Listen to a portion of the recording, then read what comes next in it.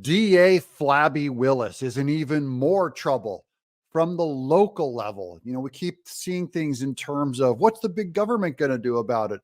But there's all these layers all the way down to the Georgia local communities right around Fulton County that are going after Fani Willis. They're less encumbered than the government, so that they can actually move quicker on this. Welcome to Doug in Exile. I'm Doug Tenaple. We're going to get into all this and more. Brand new evidence, brand new interviews, and I'm just going to let these clips kind of play out. Things have gone from bad to worse for Fulton County DA Fani Willis. Not only is she the Georgia State Senate now facing an investigation into allegations of improper affair with the special prosecutor Nathan Wade, but now there's some more going on. Yeah, this investigation happening with this committee that was formed. Georgia State Representative is moving to impeach her. Here to weigh in is Georgia Congressman Mike Collins. Congressman, good to see you. Thanks so much for coming on. This Senate investigation, the state Senate investigation, I want to be very clear that, again, this is still a local case, a local investigation. This has been approved to move forward. Even though this is a local case, it has made national news because this was reported in Forbes. So it's not being buried like local coverage normally is, because this is Fani Willis targeting Trump. Well, I think the wheels are clearly falling off the bus on this investigation. I was telling a group earlier this morning that I think this was more made for a Jerry Springer episode than it is anything. When you've got Fani Willis, who's obviously got her eye on somebody else's Fanny, instead of actually out there trying to do the people's work and trying to, pay for it off the taxpayers' dime. You have all branches of media now focusing everything on Fani Willis. So before, the focus was on Trump. Now the focus, you never want to be the district attorney and have the whole thing suddenly be about you. Sir, this case has now got national attention because a lot of people are wondering what is going on in Fulton County. The fact that all of this is going on behind the scenes, and yet the former president is facing some serious state charges here. Of course, I'm referring to Donald Trump and then those other co-defendants in the case. Republican Georgia State Rep Charlize Byrd officially filing a resolution to impeach the DA, posting this to X, saying, with freedom on the line, bold action is necessary. It's time for the legislature to do its constitutional duty and hold corrupt Fulton DA Fani Willis accountable, which is why she's introduced the articles of impeachment against Willis. And at no additional charge, Charlize Byrd threw in an impeachment that very likely could go through. Now, how does Fani Willis run a case as the district attorney and be impeached?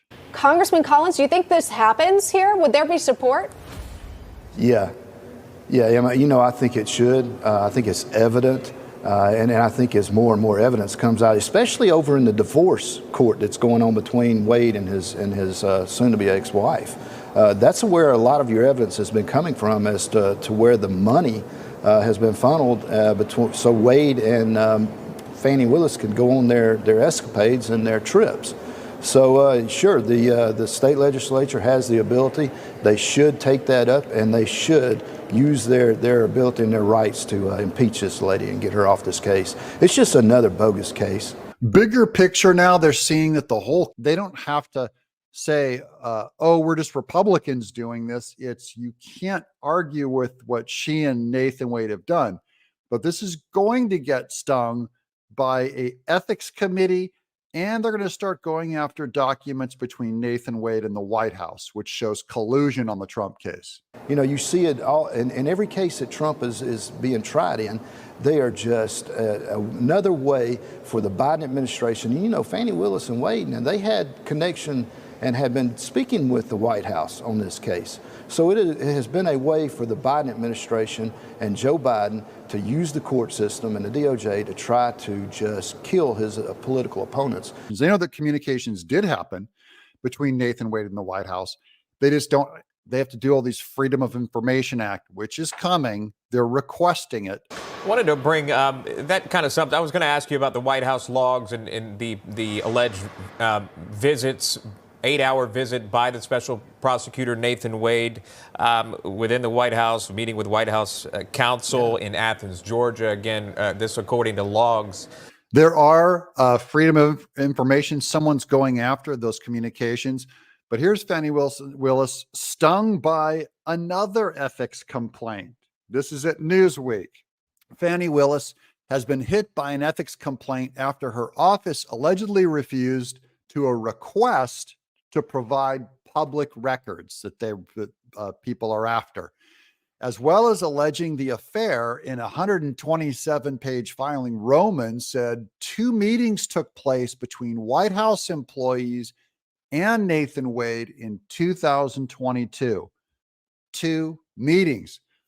In a letter seen by Newsweek, Greg Mantell, founder of the Substack blog Investigative News Service, wrote to the Fulton County Board of Ethics last Tuesday, accusing Willis of several ethics violations concerning the filing.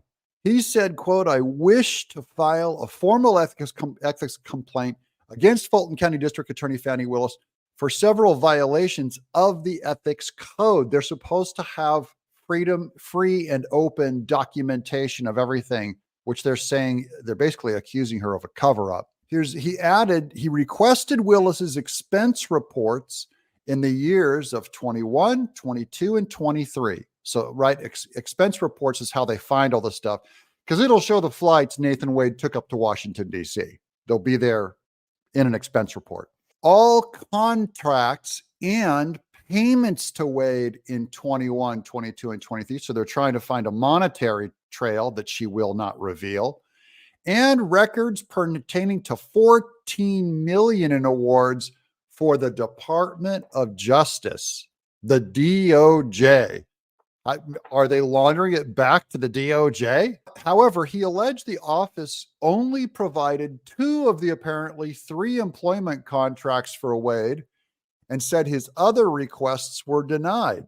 So what if the third one is the Department of Justice sending him dough? Quote, "I believe SCDAO illegally refused to provide the bulk of the records, apparently to cover up other actions that have also been raised as ethics issues," unquote, he said. So there is a cover-up, apparently. We won't know until you see the documents they won't give you. He added, "Miss Willis is a walking ethics violation. She has violated so many sections of the ethics code, it would be easier for me to state what section she hasn't violated rather than the section she has," unquote.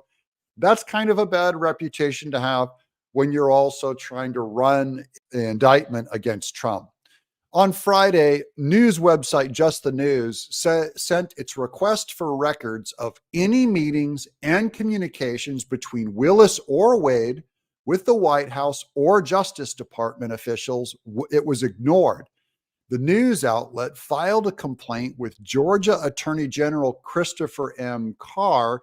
Now, Christopher Carr is the one they say is one of Kemp's buddies that they think might be compromised, but we're going to find out how hard he works on this. After Just the News said Willis's office failed to meet the 3-day deadline to respond to the request under the Open Records Act. So she didn't release the documents. So now they're going to get her on an ethics violation. That's bad news for Fani. Once again, good news for Trump. Please subscribe, get on board. It encourages me to do more videos. I'm Doug in Exile.